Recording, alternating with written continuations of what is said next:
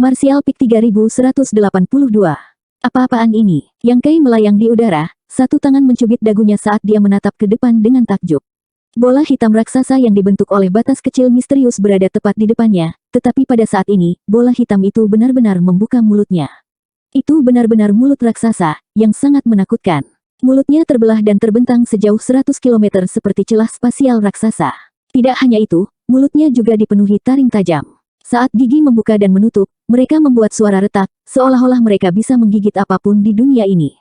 Bahkan Yang Kai merasa rambutnya berdiri. Ketika batas kecil misterius menelan seluruh bintang dunia bawah, bola hitam mulai menggeliat keras sebelum berubah menjadi penampilan ini. Yang Kai hampir tidak bisa menerima ini. Bagaimana manik batas misteriusnya menjadi seperti ini? Tidak, sebenarnya, manik batas misterius tidak banyak berubah. Itu masih seukuran mata naga, dan yang berubah adalah wilayahnya yang melahap. Menggunakan seluruh bintang dunia bawah sebagai makanan, monster seperti apa yang dia besarkan. Memang, dengan domain devouring manik batas misterius saat ini, itu tampak seperti monster pada pandangan pertama. Tubuhnya yang bulat, sangat besar, hitam pekat tidak memiliki fitur wajah, hanya mulut besar yang dipenuhi taring, sangat jelek dan jahat. Kehendak dunia, Yang Kai mengerutkan kening dan bergumam pada dirinya sendiri. Pesan dari batas kecil misterius menjadi lebih jelas, dan dia benar-benar bisa merasakan lapar dan haus darinya. Apakah ini kehendak dunia dari batas kecil yang misterius? Atau haruskah dia menyebutnya roh artefak?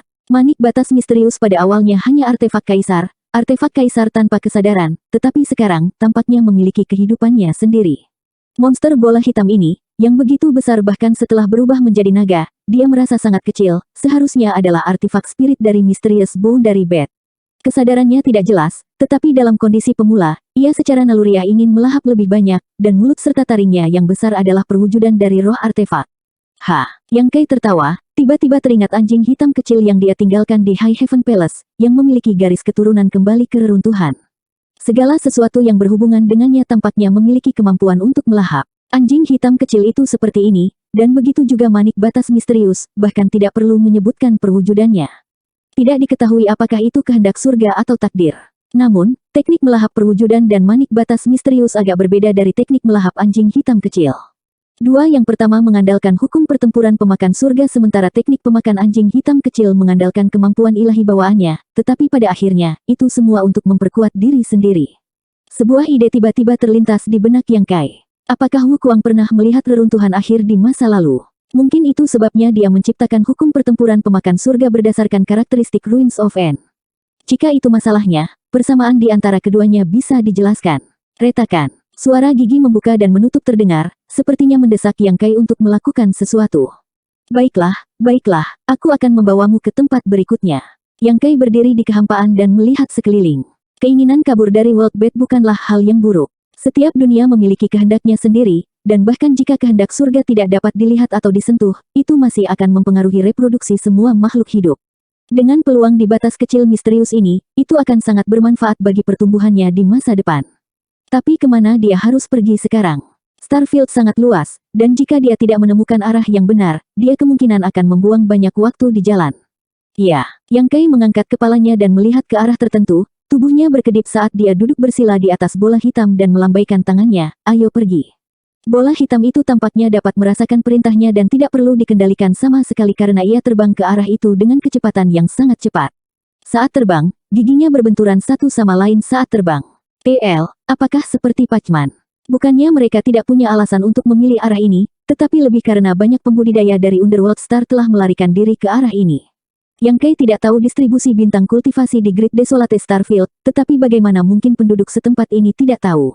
Karena mereka menuju ke arah ini, itu berarti ada bintang budidaya lainnya. Seorang pria dan bola hitam melayang di langit berbintang menuju tujuan yang tidak diketahui. Adegan ini sangat aneh. Kegelapan yang bisa menelan bintang tampaknya tidak berpengaruh pada Yang Kai sama sekali. Sebaliknya, itu bisa berubah menjadi kapal yang bisa menahan beratnya. Mengulurkan tangannya, Yang Kai menepuk tunggangan, baru di bawah pantatnya. Rasanya lembut, seolah-olah dia sedang menyentuh awan, tapi itu tidak cocok dengan penampilannya yang garang.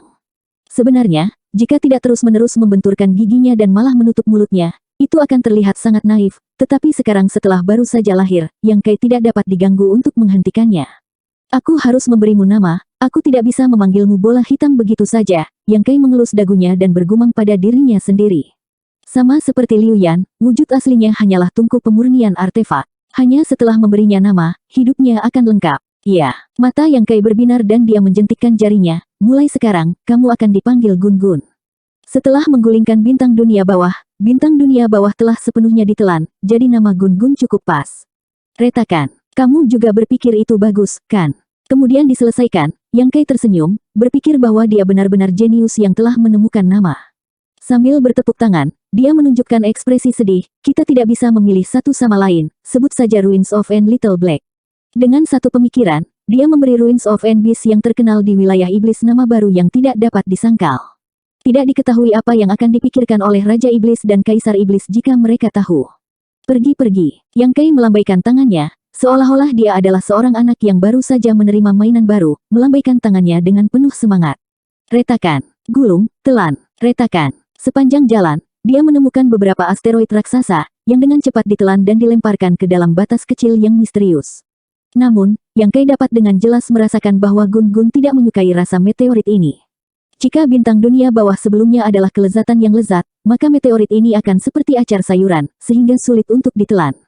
Setelah beberapa kali mencoba, ia menemukan sejumlah asteroid yang berkeliaran di Starry Sky, menyebabkannya kehilangan minat untuk melahapnya. Bahkan beberapa bintang mati merasa sulit untuk membangkitkan minatnya.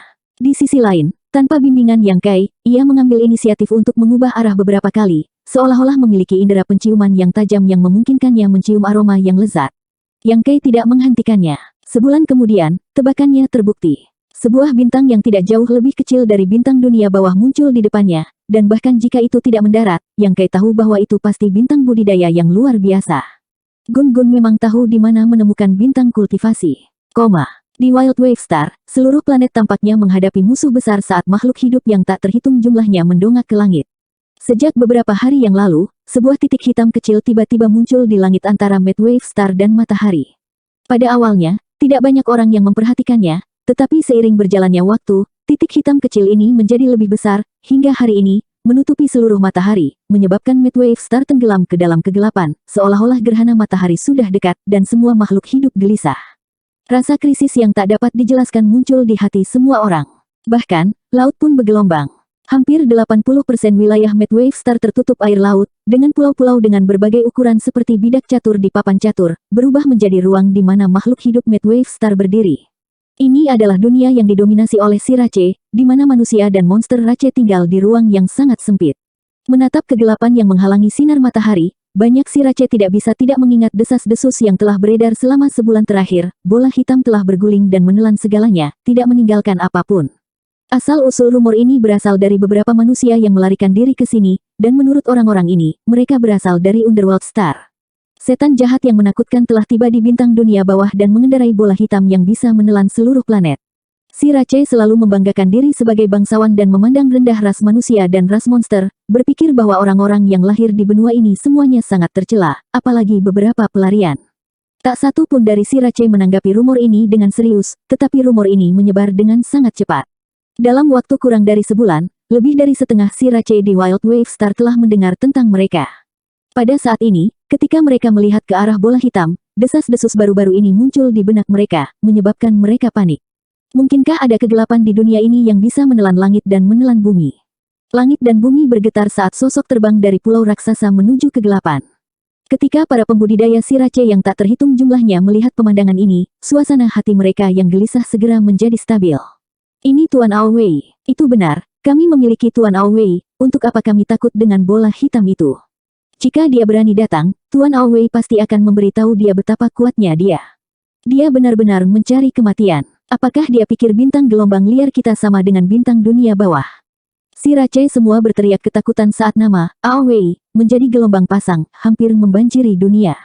Aowei, penguasa Wild Wave Star, dianggap oleh semua Sirace sebagai penyelamat.